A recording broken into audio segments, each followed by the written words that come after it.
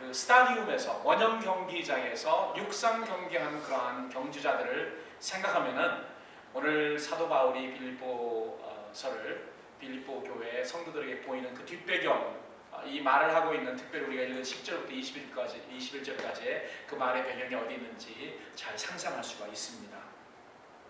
육상 경기장에 경주하는 선수들의 모습과 배경은 다 다릅니다. 우리도 이 올림픽 경기나 이런 육상 경기를 보면은 사람들이 키 큰 사람도 있고 키 작은 사람도 있고요. 그리고 얼굴 색깔도 다르고 인종도 다르고 그 자란 뒷배경도 다르고 훈련받은 뒷배경도 다 다를 것입니다. 그러나 그 사람들이 그 경기장에 딱 이렇게 일렬로 이렇게 쭉 서잖아요. 경기하기 위해서. 그러면은 목표는 단 한 가지입니다. 그 사람들의 목표는 그 우승자들이 이렇게 뚫고 지나가야 되는 그런 테이프에 있죠. 거기를 향해서 모든 사람이 집중해서 그곳으로 갑니다. 그리고 이 사람들이 그 경기장에서 경기에 임하기 전에 했던 모든 훈련과 이 모든 것은 그 경기에 임하기 위해서만이 아니고 그 경기에서 우승하기 위해서 모든 노력을 다 가합니다. 가끔가다 우리 어떤 사람들이 올림픽 경기에 대해서 올림픽 경기는 참여하는 데 의의가 있지 우승하는 데 의의가 있지 않습니다. 그거는 그렇게 말하는 건 이유가 뭘까요? 자기 실력이 안 되기 때문에 결코 우승할 수 없기 때문에 그런 말을 하는 겁니다. 그러나 여러분 프로들은 다 알잖아요. 프로들은 다 이기지 않으면 돈을 받지 않습니다. 그 우승 상금이나 상금을 받을 수 없습니다. 그래서 뭐 지금의 1, 2, 3등 다 동메달까지 다 4등까지 다 그 상금을 주는 그런 시대에 있지만은 여러분 원래 오리지널 올림픽 경기는 우승하는 사람만 줍니다. 그렇기 때문에 사도 바울도 모든 사람이 다 경기를 하지만은 이기는 사람은 단 한 사람이 아니냐. 그렇기 때문에 너희도 이기기 위해서 노력하라, 경기에 임하라 이렇게 이야기합니다. 그래서 우리는 참여하는 데 목적이 있지 않습니다. 여러분 신앙의 경주도요. 신앙생활을 했다는 참여하는 데 이유가 있는 것이 아닙니다. 우리 신앙 경주는 어떻게 되죠? 어떻게 됩니까? 끝까지 인내해서 끝까지 달려서 우승하는 데 있습니다. 우리는 이겨야 되는 것입니다. 이기는 게 목적이에요. 나는 신앙생활 참여하는 데 목적이 있습니다. 그런 생활하다가 만약에 신앙생활 평생 참여했지만은 마지막에 그때 우승을 하지 못할 거라면은 그거는 웨이스팅입니다. 차라리 이 세상 모든 사람들처럼 재미있게 원하는 대로 그렇게 사는 것이 훨씬 더 좋은 일일지 몰라요. 신앙생활은 참여하는 데 목적이 있지 않습니다. 신앙생활은 우승하는 데 있습니다. 그리고 우리 주님께서 우승자에게 이기는 자에게 주시는 그 상급을 받는 데 목적이 있어요. 그렇기 때문에 이왕 우리가 신앙의 경주에 참여했다면 이기기 위해서 우리가 최선을 다하는 그러한 신앙인들, 그러한 성도들이 되어야 되는 것입니다. 아멘. 그래서 그러한 마음으로 오늘 사도 바울이 빌립보 성도들에게 이 글을 썼다는 것을 우리는 알아야 됩니다. 세상 사람들이 다른 박질하는 목적이 있죠. 그게 믿는 사람들과 믿지 않는 사람들과 극명하게 차이나는 데가 바로 거기 있습니다. 이 세상 사람들은 삶의 목적이 뭐냐면은 오늘 본문에도 나와 있습니다. 자신의 배를 채우는 거예요. 그래서 뭐라고 했습니까? 여러분 19절 보십시오. 여러 사람들이 그리스도 십자가의 원수로 행하느니라. 저희의 마침은 멸망이요 저희의 하나님 저희의 신은 뭐라고요? 무슨 배입니까? 바닷가에 가는 배예요? 그 배가 아니에요. 이 배예요. 이 배. 배만이 나온 사람들은 이 배, 자기 하나님은 이 배, 자기가 제일 귀하게 생각하는 거 자기 배 채우는 거라는 거예요. 자기 유익, 자기 속을 위해서 산다는 거예요. 이 세상 사람들의 목적은 거기에 있어요. 내 배를 채우기 위해서, 내 유익을 채우기 위해서, 나의 속으로 끌어들이기 위해서 이 세상 사람들은 그 목적으로 산다는 것입니다. 그리고 그 영광은 저희의 부끄러움이다. 지금이야 부끄러움이라고 생각하지 않죠. 돈 많이 벌고 그것만을 위해 살고 모든 것 나를 위해서 사는 그것을 지금은 그것이 부끄러움이 되지는 않습니다. 이 땅에서는 부끄러움이 되지는 않아요. 왜? 많은 사람들이 그렇게 하니까. 그러나 결국 하나님 앞에 딱 서서 영원한 상급 받을 때, 영원한 심판을 받을 때는 그렇게 살았던 것이 영원한 부끄러움이 될 것이라는 것입니다. 그리고 이 세상에서 부끄러운 것처럼 부끄러운 자처럼 살았던 우리 성도들은 그 앞에서 영광스럽게 드러난다는 것입니다. 그렇기 때문에 여러분 믿지 않는 사람과 믿는 사람의 차이는요 여기서 차이가 납니다. 그런데 문제는 뭐냐면은 믿는다고 하는 사람들이 세상 사람들을 그대로 똑같이 쫓아가며 그 목적대로 사는 것이 문제예요. 그것이 가장 큰 문제예요. 세상 사람들이 그렇게 사는 건 모르기 때문에 그렇게 살아요. 그러나 성도들이 그렇게 그것만을 위해서 산다면은 여러분 그것처럼 안타까운 일이 어디 있습니까? 아는데도 사실 몰라서 그렇죠. 왜 모르는 줄 아십니까? 가르치지 않기 때문에도 문제지만요. 많은 사람들이 다 이렇게 그 귀를 막고 있기 때문에 원하는 말만 있으면 쫙 열어요. 그리고 탁 듣습니다. 그리고 그 다음부터 딱 어떻게 오르메리끌이 다 귀가 어떻게 닫아져요. 꽉 막혀져요. 그래서 그런 말들이 들어오지가 않아요. 이 세상에서 잘 사는 말만 들어오고 있습니다.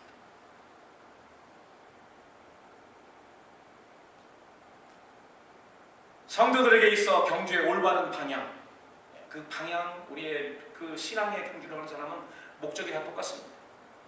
그 방향도 다 똑같습니다. 방향은 예수님께서 스스로 그렇게 가심으로 인하여서 우리에게 가르쳐주신 그 예수님의 길대로 순종하며 예수님의 그 가신 길대로 쫓아가고 따라가는 것, 그렇게 함으로써 예수님이 이제 이르르신 그 영광에 함께 참여하는 것입니다. 이것이 우리 모든 그리스도인들의 방향이에요. 여러분, 왜 우리가 그리스도인이고 왜 우리가 그리스도에 속한 사람, 그리스도인이라고 하고 있습니까? 그것은 우리의 데스티네이션, 우리의 운명, 우리의 그 영원히 갈 영원한 그러한 목적이 예수님과 똑같기 때문에 그렇습니다. 예수님이 가신 그 길대로 쫓아가서 예수님의 이르르신 그곳에 갈 사람들이기 때문에, 그렇기 때문에 우리가 그리스도인이에요. 만약에 우리가 그 길로 가지 않는다면 왜 그리스도인이라는 그런 이름을 가지고 있겠냐고. 왜 세상 사람들이 가는 그런 목적, 그 넓은 길로 가는 사람을 그리스도인이라고 하냐고. 그럴 필요가 없습니다. 멸망으로 인도하는 길은 없습니다. 그래서 모든 사람들이 많이 가요. 그러나 영생으로 가는 길, 우리 주님이 가르쳐준 길은 좁습니다. 많이 가지 않습니다. 그러나 그곳을 향해서 우리 주님이 가르치신 대로 가는 사람이 그리스도인이라는 것입니다. 이 세상에서 우리가 추구해야 될 표대가 무엇인지, 목표가 무엇인지 알고 삶을 사는 사람과 모르고 세상을 사는 사람의 결과는 엄청나게 차이가 납니다. 마지막에 나죠. 이 세상에서는 잘 안 보입니다. 오히려 제대로 사는 사람들, 하나님이 우리에게 주신 그러한 부름의 소망을 가지고 사는 사람들이 더 불쌍하게 보여요. 더 미련하게 보입니다. 더 어리석게 보입니다. 그러나 끝에 가면 알 수 있습니다. 끝에 가면 알 수 있습니다. 우리는 그 경기를 열심히 뛰고 있는 사람들도 있으며, 우리 중에는요, 그 경기를 위해서 훈련받고 있는 사람들도 있습니다. 그러나 한 가지 확실한 건, 이 세상에 있는 모든 성도들이 예수 그리스도를 믿고 영혼의 구원을 이미 받았다 할지라도 썩은 이 몸을 변하여 썩지 않은 부활의 몸을 입기 전까지는 아직 우리의 온전한 구원을 이룬 것이 아니라는 것입니다. 그래서 지금 우리 세상 사는 사람들 중에 나는 온전하게 완전하게 구원을 받았다고 할 수 있는 사람이 한 사람도 없습니다. 물론 지금 낙원에 있든지 천국에 있든지 우리 앞서 믿음 생활하고 주님 앞에 간 그 사람들도 아직 온전하게 구원받은 사람은 없습니다. 여러분, 많은 사람들이 그 사람은 지금 천국에 갔으니까 그렇지 않습니다. 그 사람들조차, 그 영혼들조차도 지금 온전한 구원을 기다리고 있어요. 다윗도 그렇고 아브라함도 아직 완전한 구원 받은 거 아니에요. 이 사람들 지금 기다리고 있습니다. 고린도후서 5장에 보면은 사도 바울이 그렇게 말해요. 그렇게 이야기하고 있습니다. 그 우리의 선배들도 지금 기다리고 있다. 뭘 기다리고 있습니까? 예수님이 재림하시는 날, 모든 성도들이 상급을 받는 그날 기다리고 있어요. 그때 온전한 예수님의 모습으로 나타나는 영광의 부활의 몸을 입고 나타나는 것입니다. 그래서 지금 그 마지막 세대의 성도들과 함께 그 상급을 받으려고 기다리고 있어요. 그렇기 때문에 예수님 이외에는 완전한 영혼 육의 그런 온전한 그러한 구원을 받은 그런 사람이 없어요. 예수님만이 유일합니다. 그러니까 우리가 그 예수님의 가신 길을 통해서 그대로 쫓아가고 그대로 가서 예수님이 지금 계신 곳, 하나님의 영광스러운 보좌에 앉아 계시는데 그 곳으로 가기를 원하는 것입니다. 그래서 오늘 사도 바울은 빌립보 교회 성도들에게 보내는 그런 편지에서 내가 이미 얻었다함도 아니라 온전히 이루었다함도 아니라 오직 내가 그리스도 예수께 잡힌받은 그것을 잡으려고 쫓아가노라. 표대를 향해서 예수님이 부르신 그 상급을 위해서 내가 쫓아간다. 오늘 여기 보니까 붙잡힌 바, 쫓아간다, 이 두 가지 그 단어가 계속해서 되풀이 되고 있는데요. 그냥 예수님께 잡힌 바가 됐다는 그 헬라어에 보면은 굉장히 공세적입니다. 침략적이고 공세적이고 적극적인 그런 단어입니다. 카타 람바노, 람바노라는 그런 헬라어는 잡다라는 그런 말인데 거기에 카타라고 하는 그러한 그 프리픽스가 전치가 앞에 들어가는 것이 들어가면요 굉장히 잡는 거가 어떻게 되냐면 적극적이 됩니다. 카타 람바. 그래서 그냥 잡는 게 아니고요. 풋볼 선수가 어떻게 합니까? 옆에 그 상대방 팀이 옆에 자기를 지나가려면 어떻게 되죠? 그냥 이렇게 잡는 게 아니에요. 그냥 이렇게 잡으면은 뿌리치고 그냥 갑니다. 그렇기 때문에 어떻게 잡아요? 적극적으로 온 힘을 다해서 꽉 붙습니다. 그런 적극적인 공세적인 그러한 모습을 말하고 있습니다. 예수님이 나를 잡을 때도 그렇게 잡으셨는데 예수님이 나를 구원시키기 위해서 잡으실 때도 공세적으로 침략적으로 왜? 사탄이 우리를 막 꼭 붙들고 있기 때문에 예수님이 뽑아낼 때도 그냥 뽑아내지 않았습니다. 막 아주 공세적으로 적극적으로 힘을 다해서 확 뽑아냈습니다. 우리를. 근데 그걸 어떻게 한다고 했습니까? 예수님께서 우리를 적극적으로 힘을 다해서 우리를 붙드시고 잡아내신 것처럼 나도 그 잡힌 바 된 것을 잡는다는 것입니다. 우리 주님도 일을 하시지만 나도 일을 하는 거예요. 그 일에 대해서. 이미 주님께서 이루신 그 일을 나도 꼭 붙들고 놓지 않는 것입니다. 우리 여기 쫓아간다라는 그런 말도요. 이 말도 그냥 달려간다는 그런 말이 아닙니다. 그냥 달려간다는 말이 아닙니다. 내가 이 경기에서 지면은 이기지 못하면은 내 삶은 완전히 다 멸망이다라고 생각하는 그런 마음으로 뛰는 것입니다. 그렇지 않습니까? 신앙의 경주에서 패배하면 어떻게 됩니까? 패배하면 결국이 뭐예요? 그 신앙 경기에 참여하지 않은 거랑 똑같습니다. 별 다를 것이 없어요. 더 불쌍하죠 사실. 그렇지 않습니까? 신앙 경기는 참여하는 데 그 의의가 있지 않습니다. 이기는 데 의의가 있어요. 그렇기 때문에 신앙 내가 내 평생 신앙생활을 했습니다. 그 말은요 별 의미가 없습니다. 그래서 어떻게 됐는데요? 그래서 여러분들 그 신앙 경주에 이기셨습니까? 이겼냐 안 이겼냐가 문제지 신앙생활에 참여한 건 별 의미가 없어요. 오히려 신앙생활에 참여했지만 우리가 승리를 하지 못한다면 참여하지 않았던 것이 더 나을지도 몰라요. 왜? 이기지도 못하고 아무 참여자에게 주는 그런 상급이 있는 것도 아닙니다. 그런데 우리가 그거 위해서 얼마나 많이 희생을 합니까? 그러니까 차라리 참여하지 않은 것가 더 나을지도 모른다는 그런 말이 나오죠.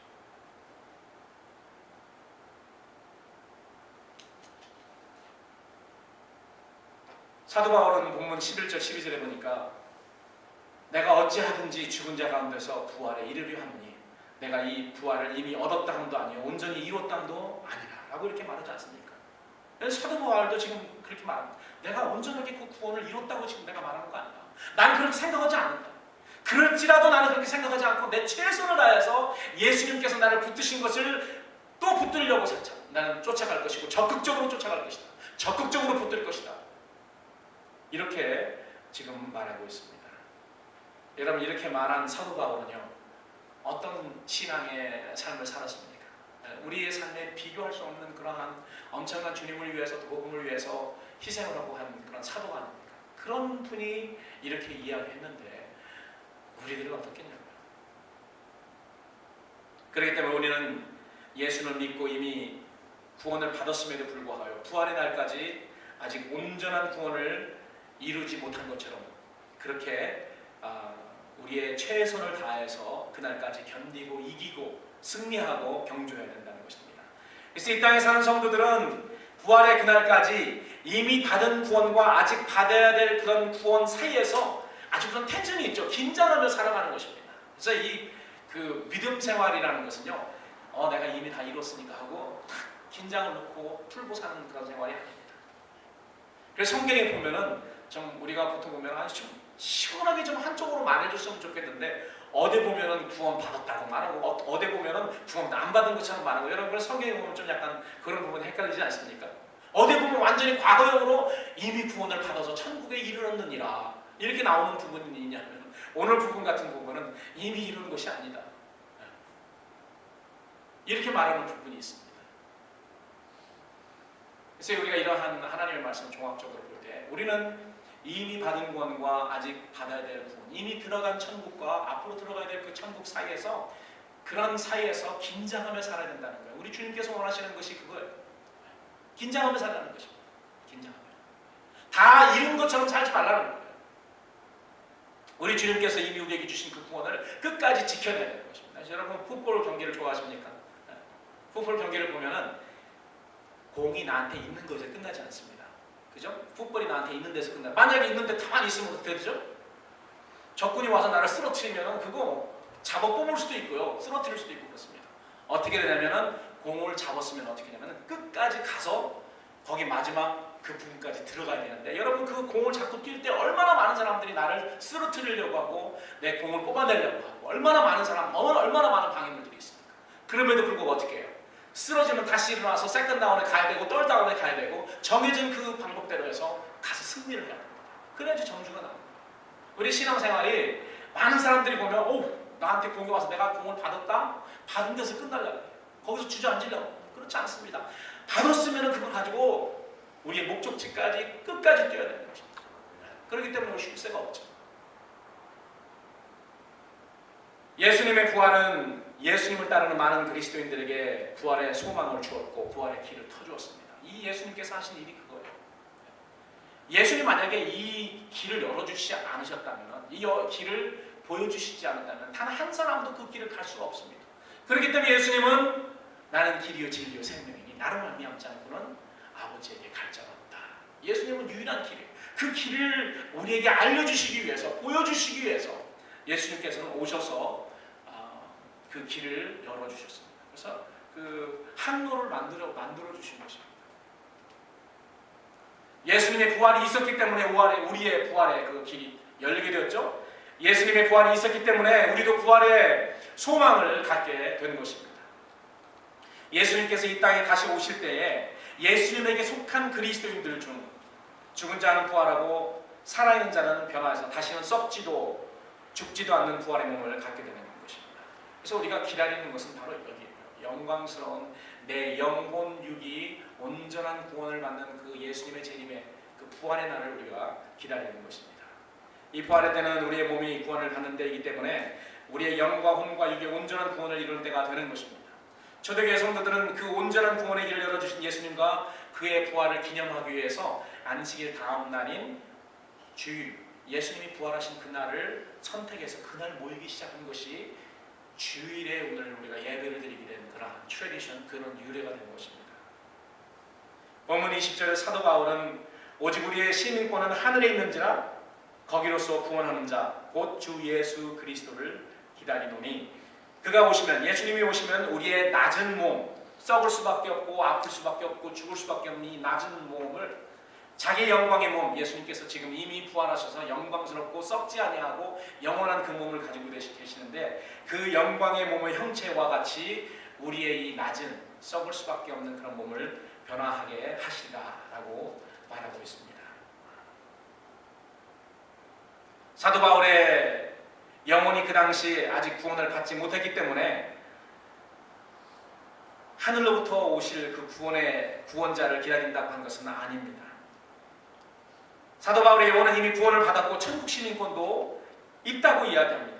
사도 바울은 예수 그리스도의 재림의 날에 자기의 몸까지도 온전히 구원을 얻게 되기 때문에 그날을 사모한다고 했어요. 그 영혼은 이미 예수님을 믿음으로 의롭게 되어 있죠.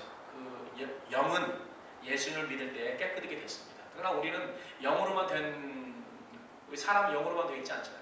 영혼 육이 있습니다. 그래서 영혼 육이 다 구원받는 그런 날을 기다린다고 사도 바울은 이야기하고 있는 것입니다. 사랑하는 빛나는 교회 성도 여러분, 여러분도 우리 영혼과 몸이 온전히 구원받게 될 그 부활의 날을 기다리며 사모하고 사십니까? 우리 주님께서 재림하시는 그날 영광의 첫 부활에 참여할 자들은 금세에 그리스도의 신부로 준비된 자, 금세 그리스도께서 다스리는 그런 통치권, 그런 왕권의 순종함으로 들어온 자들이 그 부활에 참여하게 된다는 사실을 우리는 알아야 됩니다. 그래서 저는 오늘 사도 바울이 빌립보 성도들에게 보내는 편지를 통해서 사도 바울이 예수 그리스도의 부활에 참여할 준비를 하기 위해서 어떤 삶을 살았으며 또 성도들이 어떤 삶을 살아야 되는지 권면하고 있는 것을 여러분들과 함께 살펴보기를 원하고 또 그 본문을 통해서 우리가 도전받기를 원하는 것입니다. 자, 그럼 영광스러운 그리스도인들의 첫 부활에 참여하기 위해서 사도 바울은 빌립보 성도들에게 어떤 삶을 살아야 된다라고 이야기를 하였을까요? 4개로 나눠서 여러분들에게 말씀드립니다. 첫 번째로 오늘 우리가 읽지 않았지만은 여러분 8절 9절을 우리가 한번 같이 읽어보겠습니다. 빌립보서 3장 8절 9절 찾으셨으면 우리 한 목소리로 다 같이 시작. 또한 모든 것을 해로 여기는데 주 예수 그리스도의 고상함으로 인하여 내가 그를 위하여 모든 것을 버리고 백성을 여기는 그리스도를 얻고 그 안에서 발견되는 것이 내가 가진 일은 율법에 산 것이 아니요 오직 그리스도를 믿음으로 말미암은 것이니 곧 믿음으로 하나님께로서 나느니라. 아멘. 8절에 보니까 사도 바울은 이렇게 이야기를 합니다. 왕년에 나도 세상에서 여러 가지 자랑할 만한 과거가 있다. 우리가 왕년이라는 말 잘 쓰잖아요. 왕년에 나도. 사도 바울도 그렇게 이야기합니다. 뭐 그런 의미로 그런 인텐션을 가지고 말하는 건 아니지만 왕년에 나도 너희들이 자랑하는 것처럼 그 어떤 사람이 나와서 자랑하는 것처럼 세상에서 그런 자랑할 만한 그러한 위치에서 나도 살았어. 그러나 예수님을 만난 다음에 예수님 때문에 예수님이 가신 그 길 때문에 또 예수님이 지금 가 계신 그곳을 가기 위해서 나는 이 세상에 내가 자랑하는 그런 모든 것을 다 해롭게 여겼어요. 여러분 그 해롭게 여겼다는 그 단어를 지난주에 여러분들에게 설명해 드렸잖아요. 파손되게 생긴 그 배가 요나서 보면 알죠? 그 안에 있는 배 안에 있는 그 짐을 모두 어떻게 한다고요? 파손되게 풍랑이 일어나가지고 파손되기 전에 어떻게 해요? 그 짐을 모두 다 버립니다. 왜? 버리지 않으면 죽을 수밖에 없기 때문에. 버려도 죽을 수밖에 없죠. 그럴지도 모르죠. 그래서 그 안에 귀한 그 물건들, 장사할 물건들, 자기 모든 재산을 다 투자해가지고 이제 돈 벌려고 샀던 그런 모든 것들을 어떻게 해요? 다 내 생명을 위해서 버립니다. 해로운 것을 여긴다는 것은 바로 그거예요. 파손 직전에 그 배에서 짐들을 다 버리는 것, 해롭게 여겨서 다 버리는 것. 내가 이 세상에서 예수님 만나기 전에 귀하게 여기고 최고라고 생각하고 이거 없으면 나를 못 살아 생각하는 그런 모든 것을 예수님 때문에 해롭게 여긴다는 것입니다. 그렇다면 해롭게 여기니까 가지고 있습니까? 아니요, 버리죠. 예수님 때문에. 그리고 또 해로운 것을 여길 뿐만 아니고 배설물처럼 여겼다. 이건 사도 바울이 그렇게 살았습니다. 사도 바울이. 내가 예수 그리스도의 그 놀라운 영광의 그 부활에 참여하기 위해서. 그래서 이 모든 이 세상에서 내가 자랑스럽게 여기고 귀하게 여긴 그런 모든 것을 다 배설물처럼 여기고 다 해로운 것처럼 여겼다는 것입니다.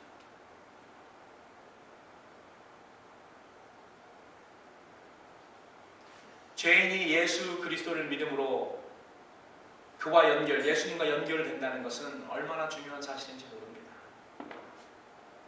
얼마나 중요한 사실인가 하면 내가 이 세상에서 유익하다고 생각했던 모든 것을 다 버릴 수 있는 만큼 이 세상에 내가 소유할 수 있는 그런 것과 비교조차 되지 않는 그러한 영광스러운 것이기 때문에 그런 것입니다.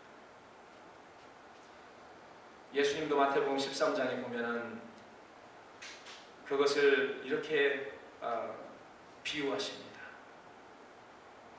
진주를 구하는 장사 비유해서 또 천국은 마치 좋은 진주를 구하는 장사와 같으니 극히 값진 진주 하나를 만나매 가서 자기의 소유를 다 팔아 그 진주를 샀느니라. 우리가 이 세상에서 소유하고 있는 그런 어떤 것보다 더 귀한 것이기 때문에 그렇게 할 수 있었다는 것입니다. 예수님을 얻어 예수님과 연결된다는 것은 마치 좋은 진주를 구하는 장사가 극히 값진 진주를 만나는 것처럼 만났을 때는 어떻게 합니까? 내가 이제까지 가지고 있던 것을 다 투자해서 그것을 구한다는 것입니다. 그래서 우리가 예수님을 통해서 첫 부활에 참여하게 되는데요. 첫 부활에 참여할 성도들은 그 첫 부활의 영광이 얼마큼 귀한 것을 알게 된다면 이 세상에서 우리가 아무리 귀하게 여기는 그런 것도요 다 버릴 수 있는, 비교도 안 되는 그러한 놀라운 영광스러운 것이라는 것입니다. 그래서 사도 바울은 그러한 삶을 살았고 또 빌립보에 있는 성도들에게 그러한 삶을 권면하고 있는 것입니다. 두 번째로 영광스러운 그리스도인들의 첫 부활에 참여하기 위해서 우리는 어떤 삶을 살아야 될까? 두 번째로 예수님의 고난에 참여하고 예수님의 죽으심을 본받는 삶이 바로 그런 삶입니다. 예수님의 고난에 참여하는 삶, 예수님의 죽으심을 본받는 삶. 참 쉽지 않은 삶인 것 같아요. 예수님의 고난에 참여한다. 대체 우리가 어떻게 하는 것이 예수님의 고난에 참여하는 것이고, 대체 우리가 어떻게 하는 것이 예수 그리스도의 죽으심을 본받는 그런 삶인가? 사도 바울은 그것을 짧게 나중에 이렇게 설명을 하죠. 고백하죠. 나는 날마다 예수님 때문에 나는 날마다 죽는다고 그랬습니다. 실질적으로 사도 바울은 복음 때문에요 날마다 죽음을 대면했습니다. 날마다 죽음을 대면했습니다.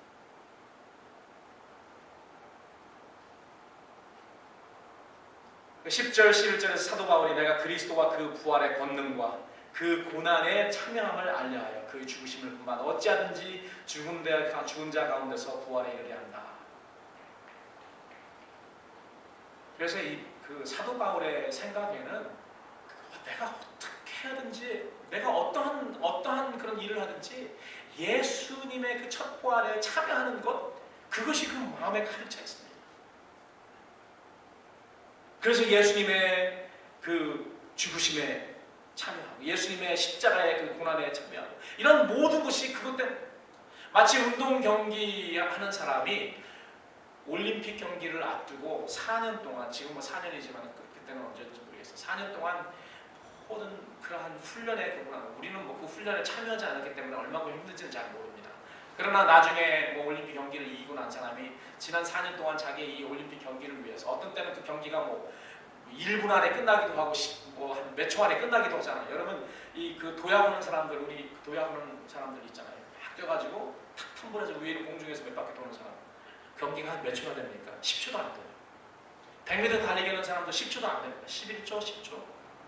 그 경기를 위해서 10초도 안 되는 그런 경기를 위해서 이 사람들이 수고하는 거, 4년 동안 수고하는 것이 얼마나 많습니까? 그 인내하는 것이 얼마나 많나요?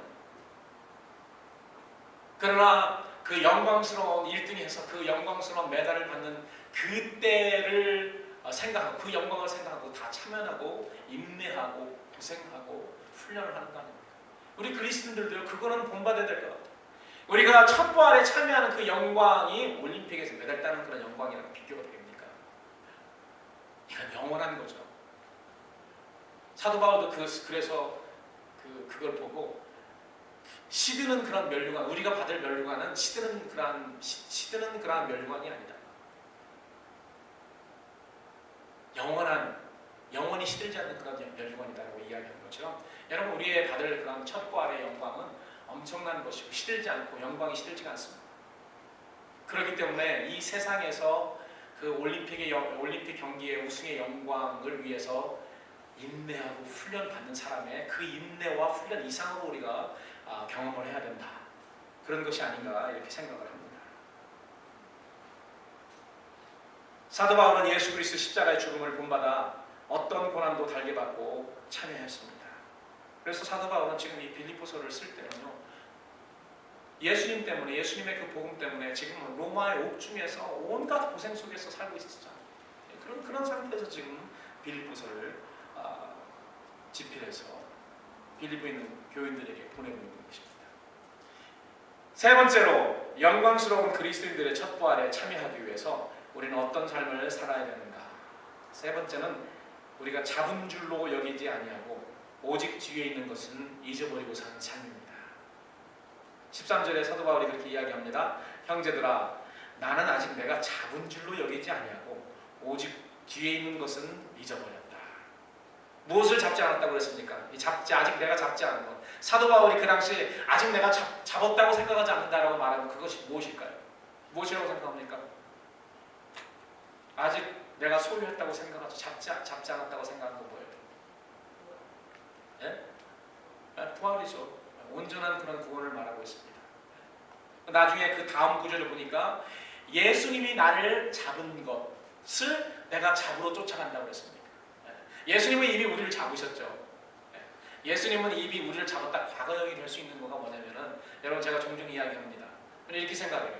하나님에게는 우리는 시간과 공간의 구속을 받지만 하나님은 시간과 장소, 공간의 구속을 받지 않습니다. 그렇기 때문에 하나님에게는 과거와 현재, 미래가 없어요.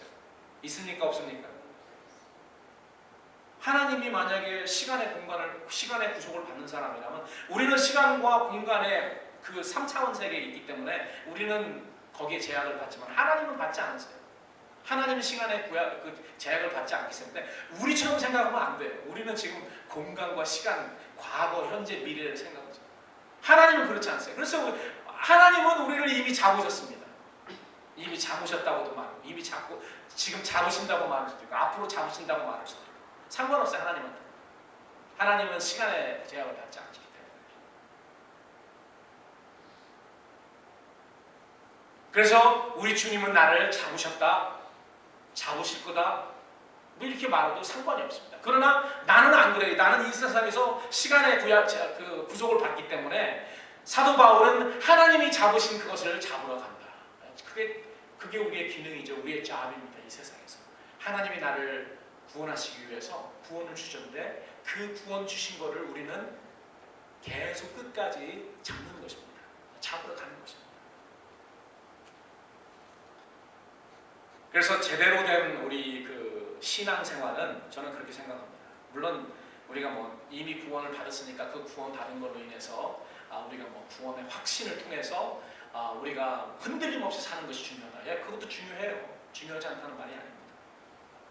그러나 저는 더 우리가 올바른 그런 신앙생활을 할 수 있는 것은 사도 바울처럼 잡은 줄로 여기지 않아요. 아직 잡은 줄로 여기지 않고 계속 그 예수님에게 잡힌 바 된 그것을 잡으려고 쫓아가는 그런 생활이 더 올바른 생활이라고 저는 그렇게 생각을 합니다. 사도 바울이 예수를 향하여 전진하는 자기의 신앙을 방해하고 막을 수 있는 일이 있는데 그 일이 무엇인가 하면은 이렇게 이야기를 합니다. 뒤에 있는 것은 잊어버린다는 거예요. 과거는 그것이 좋은 과거든 좋지 않은 과거든 우리 신앙생활에 도움이 안 됩니다. 여기서 지금 사도 바울이 내가 뒤에 있는 것은 뒤에 있는 내 삶은 뒤에 있는 것은 잊어버린다고 하는 것이 과거를 말한 건데요. 그것이 자기가 귀하고 좋다고 여겼던 왕년회라고 하는 그 과거인지 아니면은 예수님을 핍박했던, 교회를 핍박했던 치명적인 그런 과거였던지 두 개 다 했던지 그건 확실하게는 모르겠습니다. 그러나 우리는 과거에 찬란했던 우리의 과거든 아니면 부끄러웠던 과거든 우리에게 도움이 되지 않습니다. 예수님 추천하는데 도움이 되지 않아요. 그렇기 때문에 어떻게 해요? 과거는 다 잊어버리라는 거죠. 잊어버려. 그래서 이 과거 여러분들에게는 어떠한 그런 과거가 있는지 모릅니다. 찬란한 그런 과거가 있으신지 아니면 그것만은 좀 어떻게 내가 덮고 싶고 그것만은 사람들이 알지 않았으면 좋겠다는 그런 과거가 있는지. 저는 뭐 찬란한 과거는 없고 부끄러운 과거들은 있는 것 같아요. 보니까 부끄러운 과거들은 많았어요. 알리기 싫은.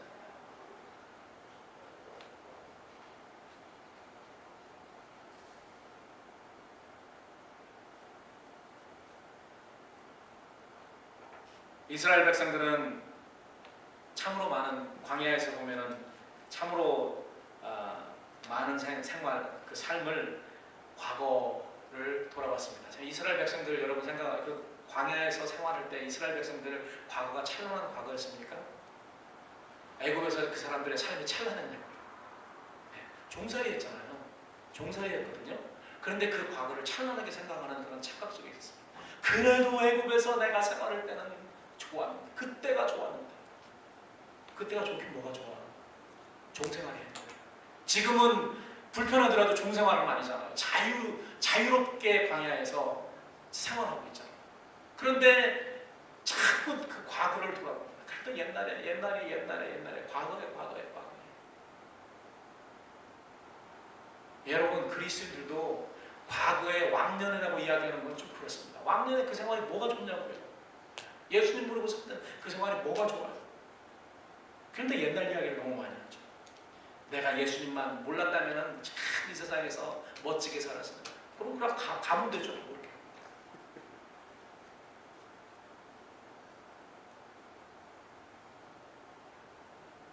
예수 믿은 후에도 과거로 돌아가고 싶은 그런 마음속에 그런 찌꺼기들이 남아있다는 그런 말입니다.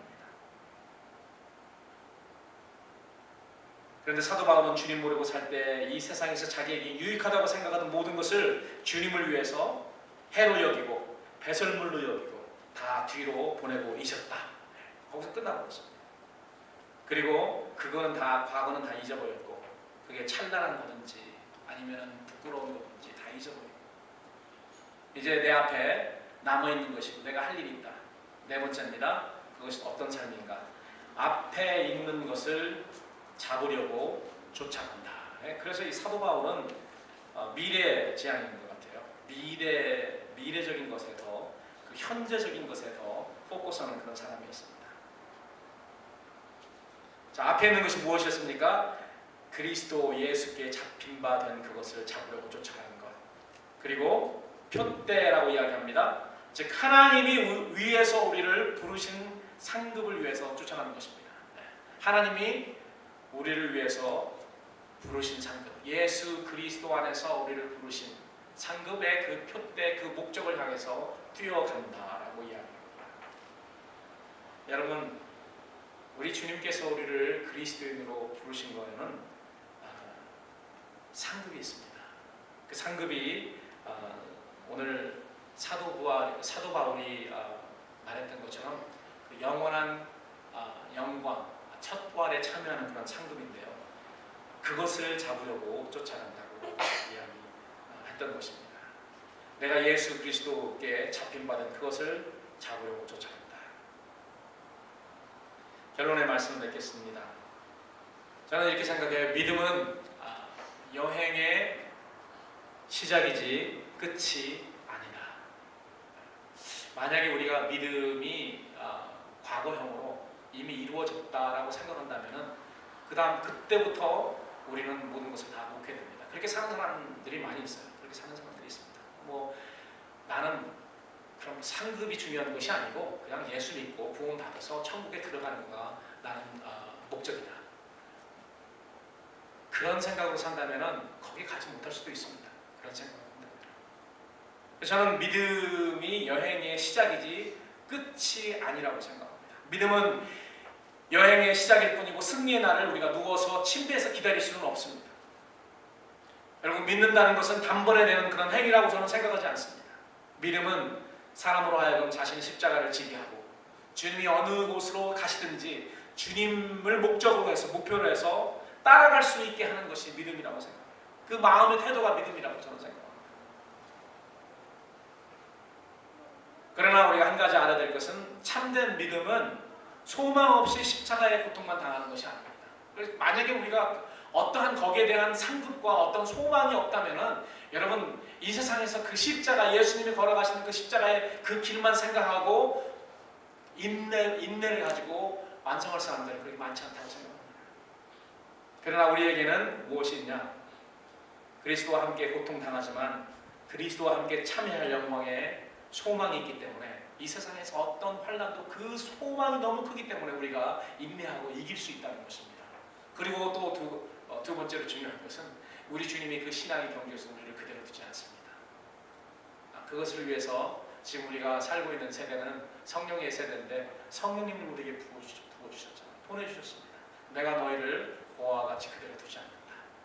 내가 아버지께 가면은 다른 보혜사를 보내서 너희를 돕겠다. 우리 주님이 약속하신 대로 우리 주님이 승천하신 다음에 성령님이 오셨습니다.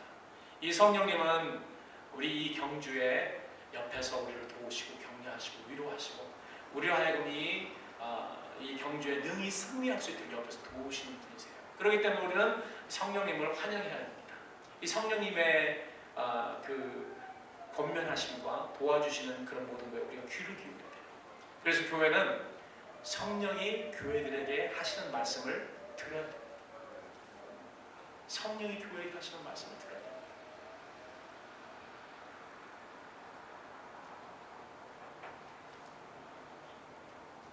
초대교회 성도들은 이런 소망을 믿었던 믿음의 사람들입니다. 그래서 그들은 모든 것을 포기해야 될지 모르는 상황임을 충분히 알면서도 예수 그리스도만 바라봤습니다. 예수 그리스도를 쫓아갔습니다. 그들은 오순절 이후에 며칠이 못 돼서 몇몇 사람은 감옥에 갇혔죠. 어떤 사람은 공개적으로 처형당했습니다. 예수 믿는다고. 그 중에 그 사도 야고보도 있죠. 그 다음에 스데반 집사도 있죠. 또 수많은 사람은 예수 믿는다는 그 이유 단 하나 때문에 재산을 빼앗겼고, 많은 사람이 또 외국으로 피신해야 되는 그런 환난을 겪었습니다. 그들이 예수 그리스도를 믿는 것을 부인만 했어도 이런 핍박을 받을 필요가 없었고, 이런 핍박을 피할 수도 있었습니다. 하지만 그들은 예수 그리스도 안에 있는 소망이 무엇인지 알았기 때문에 그리스도의 편에 굳게 서서 계속해서 믿음을 확장해 나가는 그런 사람들이었습니다. 저는 마지막 세대의 성도들에게도 초대교회 성도들처럼 이런 일들이 더 큰 스케일로 찾아올 거라고 저는 분명히 그렇게 생각을 합니다. 성경이 이야기하는 말입니다. 초대교회 때보다 이 마지막 세대에 더 훨씬 큰 환란이 있고 더 훨씬 큰 영광이 있습니다. 우리들 생각하면 나도 예수님 당시에 태어났으면 예수님 그 사도들처럼 그런 영광스러운, 예수님 쫓던 그런 사람들의 영광스러운 그러한 찬스가 있지 않았을까라고 생각하는데, 여러분 그렇지 않습니다. 이 마지막 세대에 살고 있는 우리들에게는요 더 큰 그런 영광이 있습니다. 물론 더 큰 환난도 있죠. 그 큰 환난 시대가 언제인지는 모르지만 아마 코앞에 닥친 것은 확실합니다. 그래서 우리는 코앞에 닥쳐 있고 우리에게 하나님께서 맡겨주신 마지막 세대에 살고 있는 마지막 주자에게 주시는 그러한 책임이 얼마나 큰 것인지를 알기 때문에요. 우리는 그 이전 어느 세대보다 이 경주를 위해서 더 열심히 훈련받고, 더 열심히 각오하고, 더 열심히 쫓아가고, 더 열심히 붙들고, 이러한 삶이 필요한 것입니다. 저는 빛나는 교회의 모든 성도들이 이 세상에 내 배를 채우기 위해서 사는 그러한 삶이 아니고, 진정으로 예수님 때문에 내가 지금 귀하다고 생각하는 그런 모든 것을 언제든지 포기할 수 있고 언제든지 내려놓을 수 있는 그러한 신앙의 삶을 사는 그런 여러분들이 되기를 마음으로 중심으로 기원하고 축원합니다. 기도하겠습니다.